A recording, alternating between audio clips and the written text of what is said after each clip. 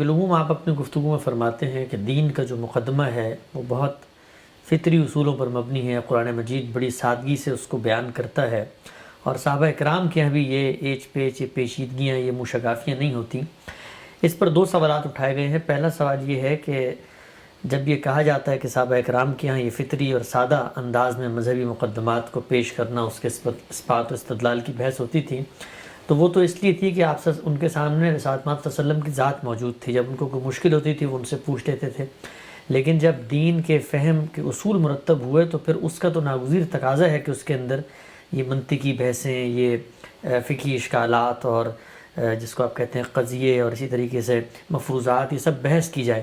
تو صحابہ کرام کی مثال دے کر آپ کیوں یہ خلط مبحث پیدا کرتے ہیں؟ وہاں تو اللہ کے رسول موجود تھے، اس لیے سادگی سے بات ہو رہی. عام لوگوں کو یہ بتایا جاتا ہے کہ انہیں دین پر عمل کرنا ہے. دین میں کچھ چیزیں ایمانیات کی نوعیت کی ہیں، ان کو انہیں ماننا ہے. اس میں صحابہ کرام کا رویہ اور انہی کا طریقہ ہمارے لیے معیار ہے. یہ بات خود رسالت مآب صلی اللہ علیہ وسلم نے بھی فرمائی ہے. یہ کہا ہے کہ جب اختلافات ہوں اور کوئی فیصلہ نہ کر پاؤ تو ما انا علیہ و اصحابی، میں اور میرے صحابہ جس طریقے پر ہیں اس کو محکم پکڑو. یہ در حقیقت دین کی مراجعت کا اصول ہے. یعنی آپ اللہ تعالیٰ کی دعوت کو سمجھنا چاہتے ہیں، اللہ کے پیغمبروں کی ہدایت کو سمجھنا چاہتے ہیں، تو وہ میں یا آپ بیٹھ کر نئے سرے سے ترتیب نہیں دیں گے.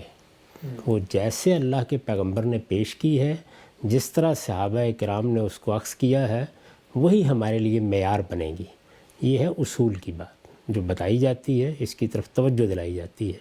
یہ توجہ دلانے کی ضرورت کب پیش آتی ہے؟ جب دین کے اپنے کانٹینٹ سے باہر کھڑے ہو کر کوئی شخص نظام فکر بنانے کی صحیح کرتا ہے. ہمارے پاس اس دنیا میں علوم کے کیا ذرائع ہیں؟ میں نے اس پر بڑی تفصیلی گفتگویں پچھلے دنوں کی ہیں. میرے پاس میرا تجربہ ہے، میرا مشاہدہ. ایک انسان کی حیثیت سے مجھے جو اللہ تعالیٰ نے صلاحیتیں دی ہیں سمع و بصر اور فؤاد کی، ان کو سامنے لا کر میں مشاہدہ کرتا ہوں، اپنے تجربے سے چیزوں کو گزارتا ہوں. میں انسانوں کے مابین استقراء کے اصول کے اوپر دیکھتا ہوں کہ کیا میرے تجربے اور مشاہدے میں مجھے کوئی غلطی تو نہیں لگ رہی. یہ استقراء آہستہ آہستہ علمی صداقتوں میں چیزوں کو بدلنا شروع کر دیتا ہے. میرے پاس تو اس کے علاوہ کوئی ذریعہ نہیں ہے. پھر میری عقل آتی ہے اور جو مواد مجھے دیا جاتا ہے میں اس سے استنباط کرتا ہوں، کلیات سے جزیات اخذ کر لیتا ہوں، جزیات کے باہمی روابط کو تلاش کر کے اس سے کلیات بنا لیتا ہوں. یہ عمل ہے جو میرے اندر دنیا کے علوم میں ہوتا ہے. مجھے دین کی کوئی بات جاننی ہے تو کیا میں اس طریقے سے دین ایجاد کروں گا؟ اس کے لیے تو پہلا کام یہی ہوگا، اور اسی طرف توجہ دلانی ہوگی کہ وہ فطری طریقہ، وہ سادہ طریقہ جیسے پیغمبر نے دین پیش کیا، جن الفاظ میں پیش کیا، وہی دین کا ماخذ بنے گا. بنا لیا آپ نے ان کو ماخذ. اب اس کے بعد ہیں ہماری انسانی ضرورتیں. وہ علوم کو پیدا کرنے کا باعث بنتی ہیں. وہ انسانی ضرورتیں ہیں. ان انسانی ضرورتوں کے ذریعے سے دین بنانے کا عمل کرنا، اور ان کے پیش نظر دین کے فہم کو اپنے زمانے کے لیے ایک ایسی چیز بنا دینا کہ لوگ اس سے متعلق ہو سکیں. یہ دو بالکل الگ الگ باتیں ہیں. مثال دیجئے کہ دوسری چیز کی کیا چیز ہے جو دین کے فہم کے لیے کوئی بندہ بناتا ہے؟ یعنی مثال کے طور پر اگر میں یہ کہتا ہوں کہ یہ آپ لوگوں نے دیکھا ہے، یہ دین میں ایک چیز نبوت ہوتی ہے، تو میں نبوت کا اپنا ایک تصور آپ کے سامنے پیش کرتا ہوں. میں نے ایک چیز یہاں سے لی، ایک چیز وہاں سے لی، اپنے متخیلے کے زور پر آپ کے سامنے اس کی ایک پوری تصویر بنا کے رکھ دی. بڑی عمدہ تصویر ہو سکتی ہے وہ، لیکن یہ تصویر تو میرے متخیلے نے بنائی ہے. اچھا، اسی طرح سے آپ وہ ساری ما بعد طبیعیات دیکھیے جو افلاطون سے لے کر فلاطونس تک اور اس کے بعد تک ہم دیکھ رہے ہیں. یہ ساری جو ما بعد طبیعیات ہے، کیا ہے؟ یہ انسانی متخیلے کی کار فرمائی ہے نا.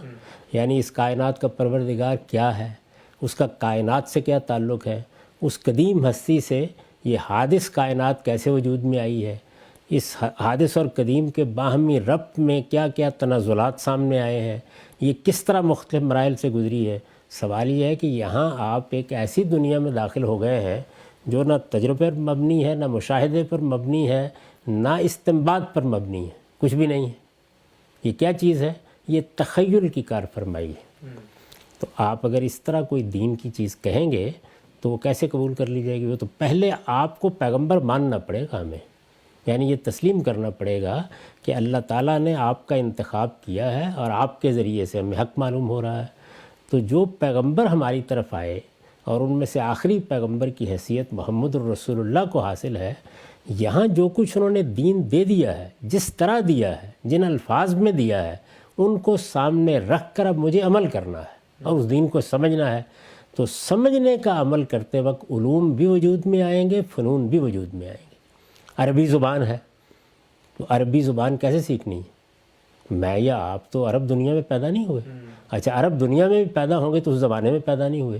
زبان مختلف تغیرات سے گزر رہی ہے، اس زبان تک پہنچنے کے لیے کچھ علوم وجود میں آئیں گے نا، یعنی مثلا لغت کے علوم وجود میں آئیں گے، مثال کے طور پر گرامر یا قواعد یا صرف و نحو کے علوم وجود میں آئیں گے، مثلا عربوں کے اسالیب کیا ہوتے ہیں، محاورے کیسے وجود میں آتے ہیں، ان کا اطلاق کیسے کرتے ہیں، یہ علوم وجود میں آئیں گے۔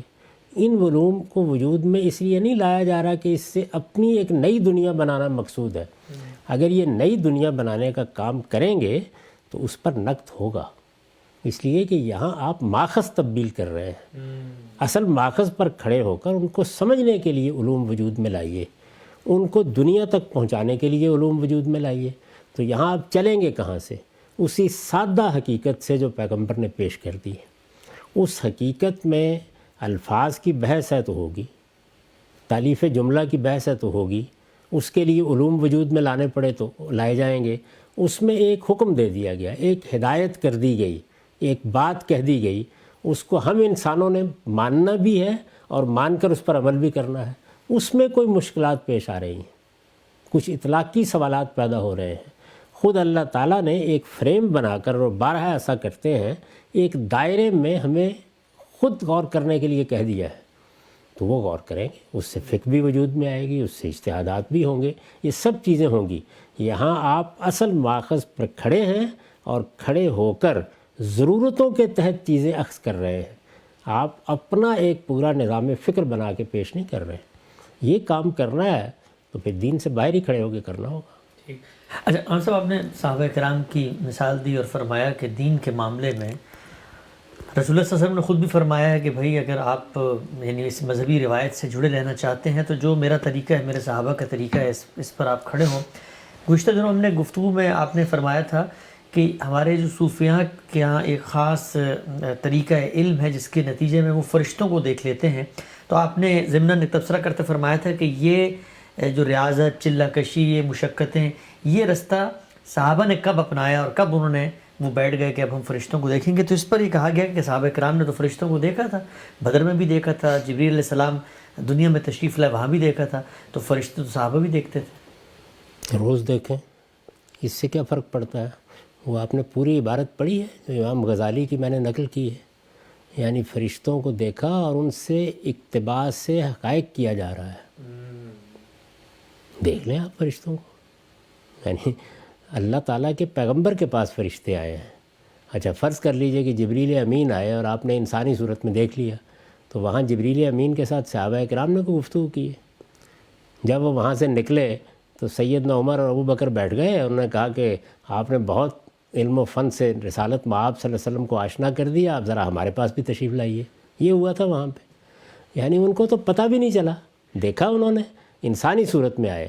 جب وہ چلے گئے تو رسول اللہ صلی اللہ علیہ وسلم نے ان کو بتایا کہ جبریل امین تھے، یعلمکم دینکم۔ اچھا وہاں بھی بتا دیتے، ان کی موجودگی میں بتا دیتے، اس سے بھی کیا فرق پڑتا ہے؟ اس طرح کی چیزوں کو آپ التقاط کر کے یہ کیا مقدمہ قائم کر رہے ہیں؟ زیر بحث مسئلہ یہ ہے کہ پیغمبر صلی اللہ علیہ وسلم کے اوپر یہ چیز ختم ہو گئی کہ اب دین سیکھا جائے، دین سمجھا جائے، حقائق واضح کیے جائیں، کوئی وحی آئے، کوئی الہام ہو، یہ چیزیں ختم ہو گئیں۔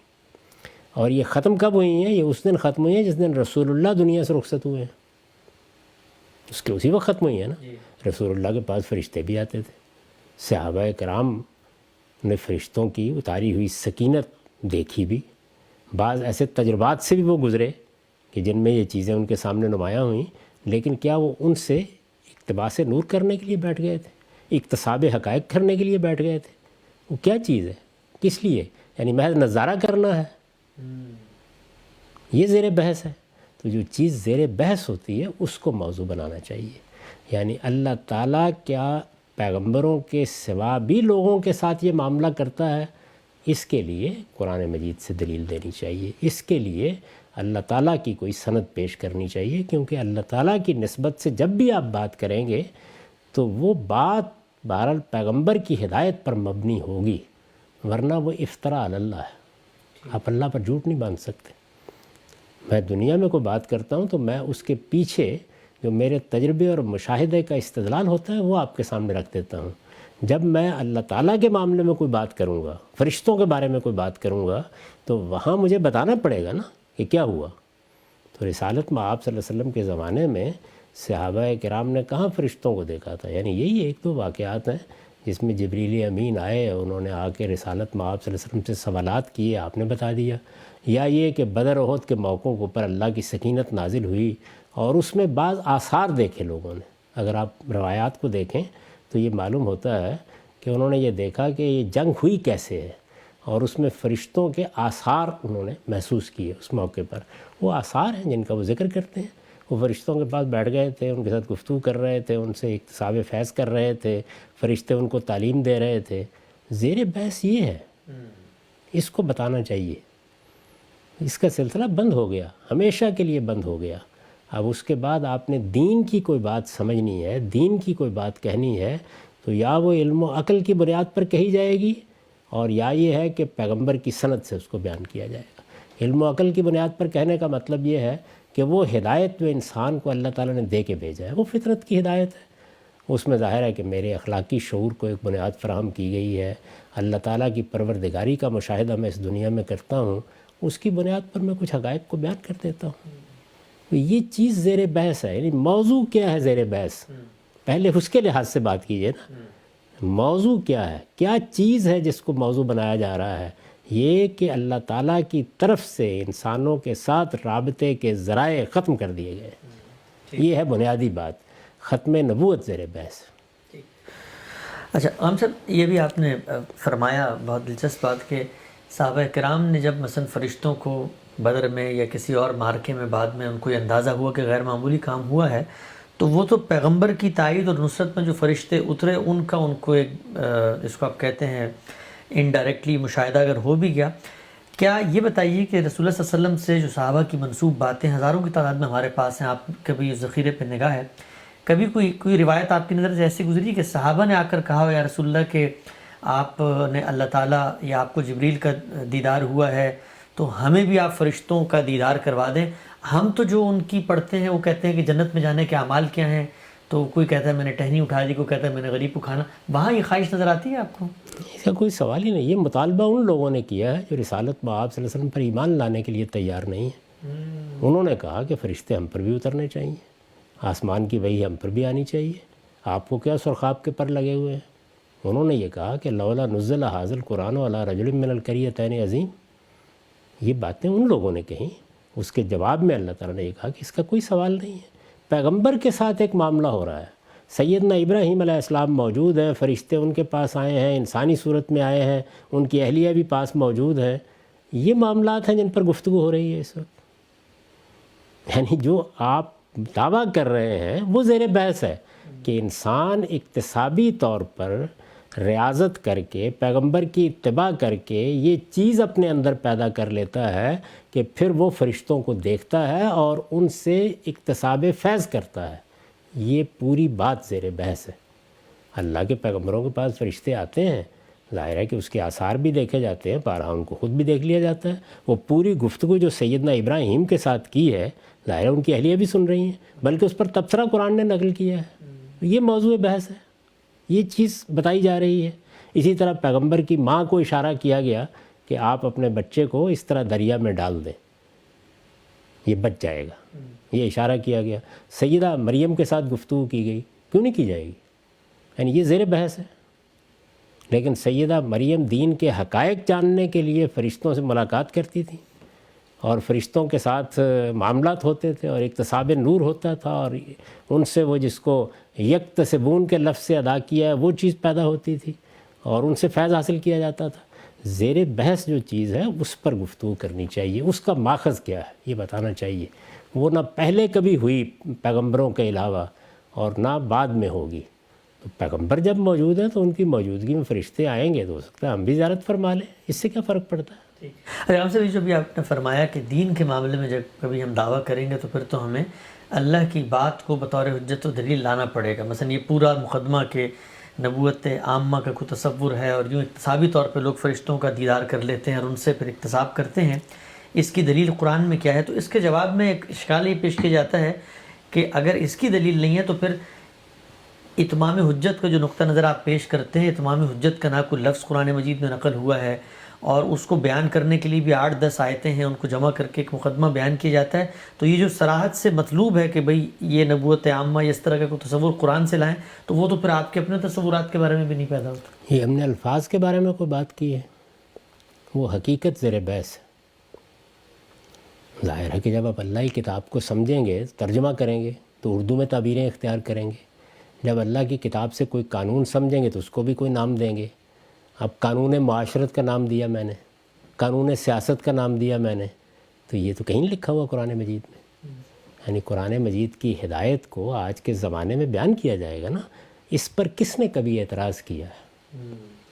کیا میں نے کبھی وہ اعتراض کیا ہے؟ ایسی احمقانہ باتیں میں کروں گا کہ اچھا ٹھیک ہے آپ کوئی قانون وضع کرتے ہیں، آپ قرآن سے کوئی بات سمجھتے ہیں تو اب آپ کو کوئی حق نہیں ہے کہ آپ اس کے لیے کوئی تعبیر اختیار کریں۔ ہاں اگر کوئی اصطلاح ہوگی، یعنی جو قرآن نے بیان کی ہے اس کے مقابل میں کوئی اصطلاح نہیں لائیں گے۔ یعنی یہ نہیں ہے کہ ہم بھی اپنی کسی عبادت کو نماز کہنا شروع کر دیں، ہم بھی اپنی ایجاد کردہ کسی عبادت کو روزہ کہنا شروع کر دیں، یہ ایک بالکل اور چیز ہے۔ لیکن اللہ کی کتاب کو سمجھا جائے گا، اور اللہ کی کتاب کو سمجھا جائے گا تو یہاں کیا ہے؟ اتمام حجت کے قانون میں ذرا دیکھیے تو صحیح، پورا کا پورا قرآن اسی کو بیان کر رہا ہے۔ یہ پورے قرآن کا موضوع ہے، یہ پوری صورتوں کا موضوع ہے۔ اس کو اب سمجھ کر آپ نے لوگوں تک پہنچانا ہے تو کوئی تعبیر اختیار کرے گا نا، اور یہ تعبیر بھی خود قرآن کی ہے، یعنی قرآن مجید ہی نے یہ تعبیر اختیار کی ہے۔ یہ کہا ہے نا تاکہ اس کے بعد جب میرے پیغمبر آ جاتے ہیں تو اس کے بعد کسی کے پاس پیش کرنے کے لیے کوئی حجت نہ رہے۔ یہ قرآن کی تعبیر ہے جس کو ہم نے اتمام حجت کہہ دیا۔ تو اگر تو قرآن مجید نے جس مدعا کے لیے یہ تعبیر اختیار کی ہے یا جو بات وہاں بیان ہوئی ہے وہاں نہیں پائی جاتی تو یہ استنباط کی غلطی ہوگی۔ آپ توجہ دلائیے، آپ کا شکریہ ادا کریں گے، مانیں گے اس بات کو، لیکن یہ کہ آپ تصور ہی قرآن سے باہر پیدا کریں اور اس پر قرآن کی کسی اصطلاح کا اطلاق کر دیں، یہ زیر بحث ہے۔ زیر بحث موضوع سے ہٹ کے نہیں بات کرنی چاہیے۔